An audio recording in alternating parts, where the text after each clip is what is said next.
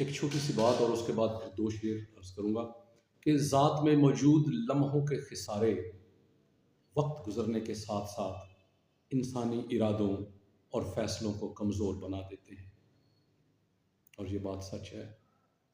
एक शेर है कि मेरे बचपन से पूछ ले तू मेरे लम्हों का खसारा, मेरे बचपन से पूछ ले तू मेरे लम्हों का खसारा, रोटी ने कभी मारा मुझे फुर्सत ने कभी मारा, रोटी ने कभी मारा मुझे फुर्सत ने कभी मारा। एक और शेर अर्ज़ करता हूँ कि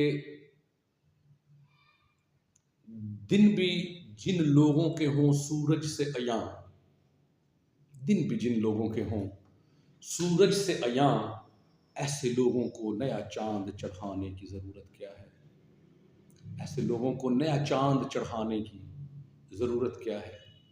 एक और शेर है कि मेरा जुनून फ़कत मुझ तक ही महदूद नहीं, मेरा जुनून फ़कत मुझ तक ही महदूद नहीं, मैं जो चाहूँ तो ज़माने को भी पागल कर दूँ, मैं जो चाहूँ तो ज़माने को भी पागल कर दूँ। याद रखिएगा।